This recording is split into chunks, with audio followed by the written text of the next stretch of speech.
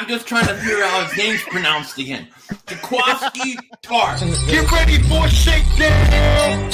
Prepare for a shakedown. We from Philly where they clap like huddles when they break down. What is going on, guys? This is the Philly Shakedown Podcast. My co-host, Philly 500, and we have a special guest, Joe Castro of Philly the Podcast. The man that does the intro for this podcast is here. So if you can't match a voice with a face, there it is. What's going on, bro?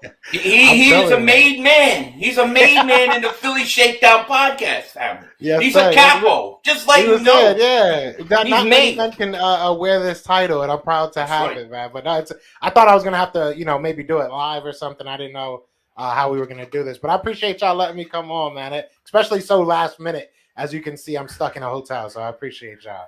Yeah, anytime, dude. It's getting to that time where it's we're waiting for training camp. Obviously, there's no mini camp, and we're gonna see where this goes, man. All the competition, and we're just we've got a few more, got a little bit of time left until we get this competition rolling, and we'll see what happens. But the first thing I want to go over with everybody is the new signing from the other day.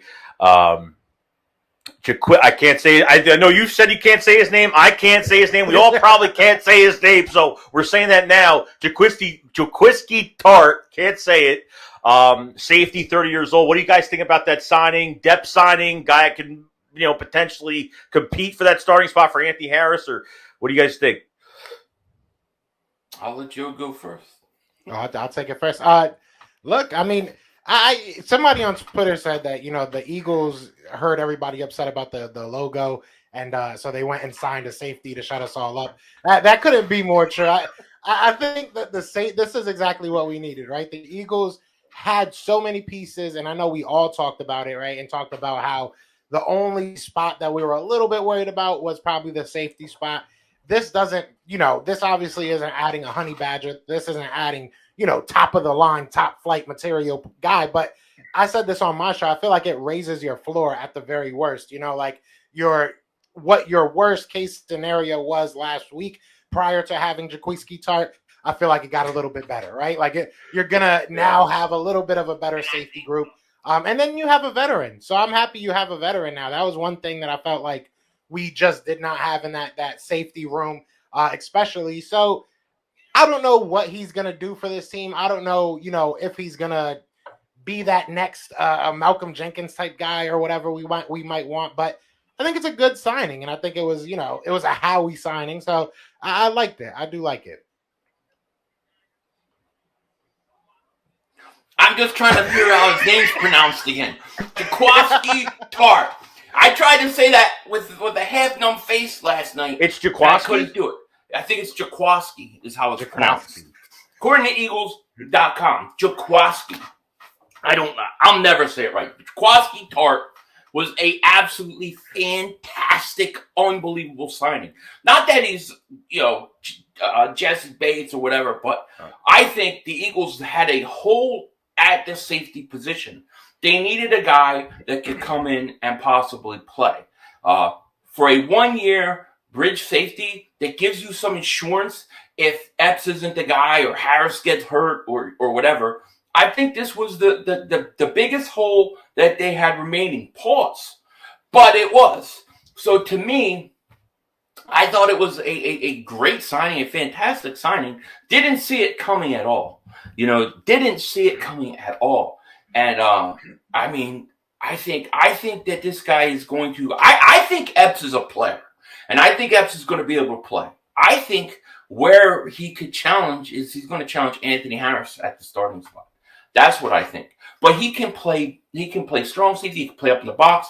He can play free safety. He gives you a lot of versatility. He's played in a lot of big games. We all know about the drop that he had in the NFC Championship game. But even still, our safeties would probably not even be there.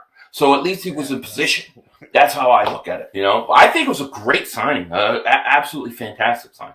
Yeah, I mean, if you're going to keep a guy like that, then great. I mean, because we were okay with them keeping what was in the building, but, you know, we didn't have no depth behind it, and having Kevon Wallace, that's all talk, no play. And, you know, there's really nothing else. You know, Reed Blankenship, you know, is going to try out, but I mean, I don't know how much he's going to bring to the table. So do you think that next year, I don't know if this goes towards comp picks, so I'm not really sure. I know the James Bradbury one is a comp pick, but do you think that next year the Eagles will not draft? They'll be in play for some type of safety, whether Jesse Bates doesn't play on his franchise tag or maybe a big Derwin James signing, or they put a lot of money into that position next year? Yeah, I guess I'll go again. But no, I think next year is going to be such an interesting year. I think this year we were looking at, you know, last year we were looking at this year and being like, oh, it's going to be interesting what they do. You know, we'll have a little bit of money freed up. We have options as far as some of these veterans that we can move on from. And for the most part, this offseason, while there were a lot of surprises, I think it kind of played out how we saw it kind of playing out. Like I think we all knew we weren't going to go crazy in the free agency market, but we did something that I think that was kind of surprising, but at the same time, we were like, okay, that's kind of like a Howie move. Like the Hassan Riddick, we paid him good money, but we didn't pay him more money than any other team probably was offering. So it was a Howie move. We got a good deal there. You kind of equate that to like a Javon Hargrave, right? And then you look deeper into the playoffs, into the offseason, and you're able to get some of these guys. So next year is going to be very interesting because, again, you're freeing up a lot more money. You're freeing up a lot more cap space. You have all these draft assets. You know, I'm going to jump off. I know next year isn't really a defensive, you know, latent draft, and it is strong with the offensive, you know, prospects, especially quarterback.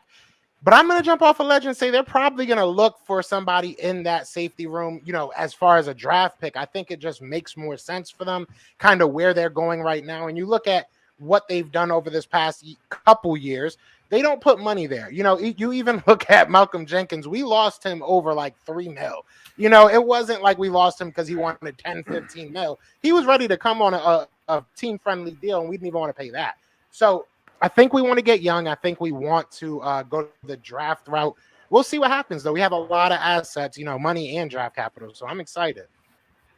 Yeah, it's going to be really interesting because if Jalen Hurts goes out and plays well, and you have those two first-round picks freed up to go wherever, I mean, it's early to tell, but I would guess that they could go defense and defensive back, like defensive end maybe and defensive back. I could totally see something like that.